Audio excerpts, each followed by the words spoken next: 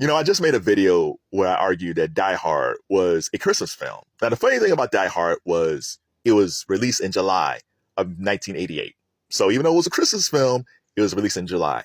Beverly Hills Cop, which I always felt like it was released in the summer of 1984, was actually released in December of 1984. I had no clue. All this time I felt like, oh no, it's definitely a summer film. No, it was a winter film. It was actually a Christmas season film, which is just insane.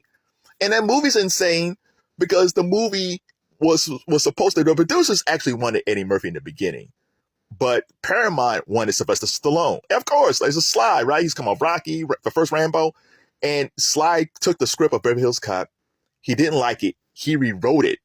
And he put all these scenes like it was supposed to be like a crazy train scene and explosions. he basically turned it into like Rambo Part 2. And Paramount's like, oh, we not spend all this money.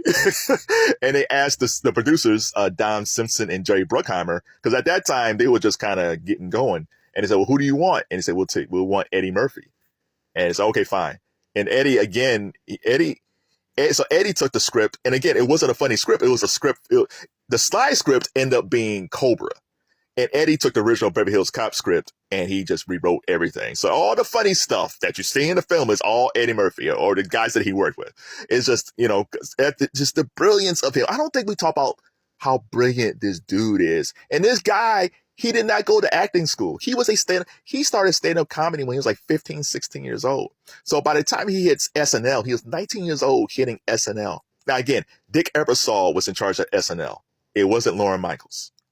I will always argue, if Lorne Michaels was in charge of SNL during that time period that Eddie Murphy auditioned, Lorne Michaels either A, wouldn't have put Eddie on the show, or B, he wouldn't let Eddie be a star. Lorne Michaels, listen, I respect the man a lot. He's been around forever.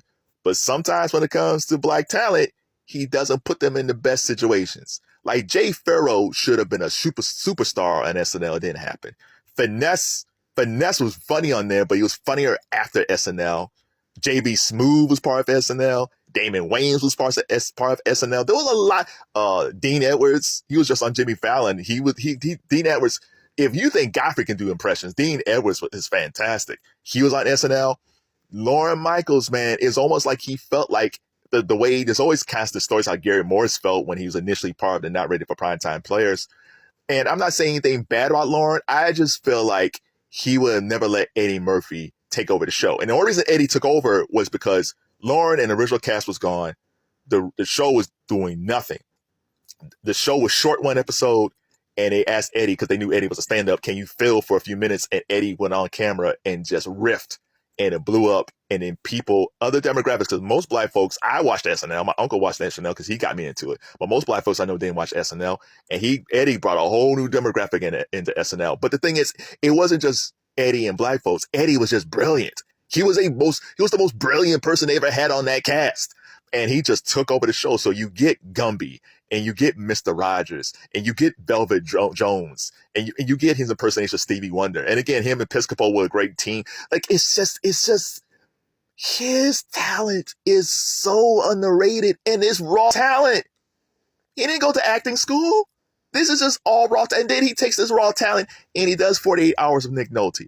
And he takes this raw talent and he does Trading Places with Dan Aykroyd and Jamie Lee Curtis. This is all this raw talent. He didn't even know what he was doing, but he was so natural. There's not one point in 48 Hours or even Trading Places where you look at him and say, oh, okay, well, that's a young actor. No, he was so comfortable on film.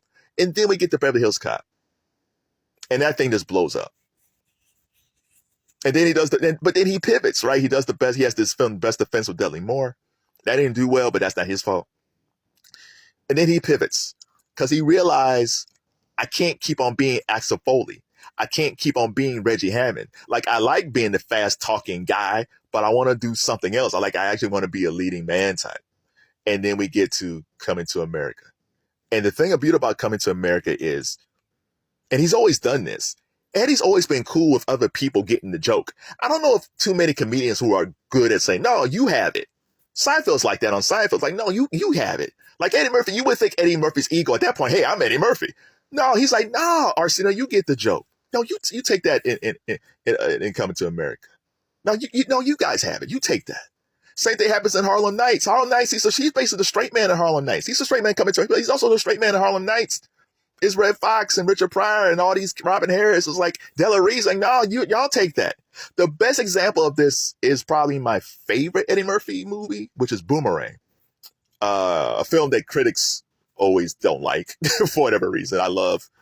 There's a scene with John Witherspoon. It's a scene where John Witherspoon is David Alan Grier's dad, and he's talking about, there's a whole bang, bang, bang scene. The scene is set up where Eddie said, I don't have anything for you. So whatever you want to do what you do. That scene when he says bang, bang, bang and all that stuff, that was all John Witherspoon. Eddie said, I got nothing written. You're coming to this dinner. David Alan Grier is your son. He's dating Halle Berry. And that's it. It's like full Curb Your Enthusiasm. Riff. And he just let John Witherspoon just let it happen, man. It's just, and then then he shifts again from that because he does Distinguished Gentlemen, some of the other films. Then he shifts and then goes into kid stuff with Dr. Dolittle, Nutty Professor, Shrek. I mentioned the thing about him having an Oscar for Nutty Professor. David Wayans tried to do the same thing once in a film where he's playing all these different characters, and he didn't realize how hard it was to play all these different characters in a film, going to prosthetics, talking to the tennis ball.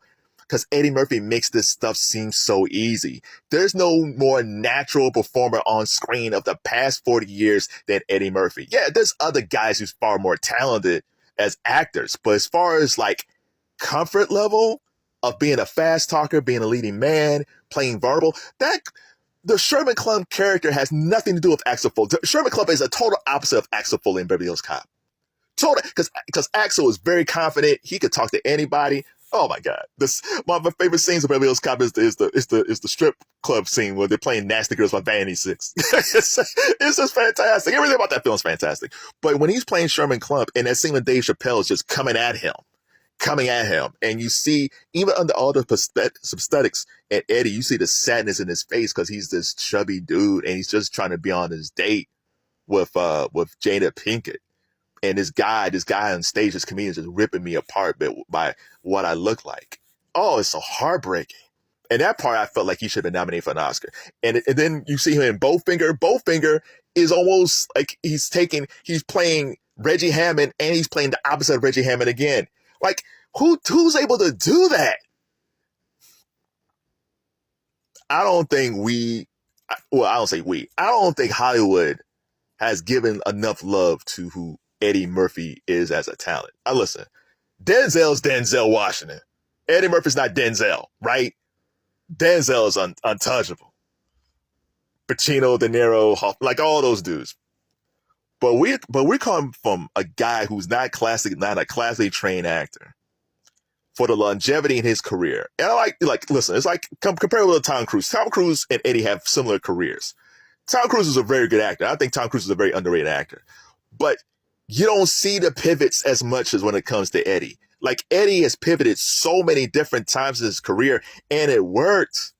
It worked. There's so many different genres. Which genre of Eddie Murphy do you love? Do you love the first genre from 48 Hours to Beverly Hills Cop? Do you love the second genre from Coming to America up to Boomerang? Do you love the third pivot between Nutty Professor and Daddy Daycare, and Shrek? Do you love even the sillier stuff like Norbit, or even the serious stuff like the Dolomite film or Dreamgirls? Like, who is this dude? I tell you who he is. He's a guy. If it was up to Lauren Michaels, we would have never seen on screen. So shout out to Dick Ebersol, who was in charge of Saturday Night Live after Lauren Michaels left. Because if it wasn't for Dick Ebersol, we would have never seen one of the greatest talents ever in film, ever in comedy. Def Comedy Jam was created because a lot of those dudes, from Steve Harvey and Bernie Mac and Chris Rock, they all wanted to be Eddie Murphy. Eddie Murphy is the standard. Denzel might be the standard when it comes to acting, but when it comes to a pure movie star and just a comedic talent, it's Eddie. You could argue like Richard Pryor too, because Richard Pryor was a major influence, Cosby and all those guys. But when it comes to the past 40 years, there's nobody greater than Eddie Murphy. I'm Reggie Hammond.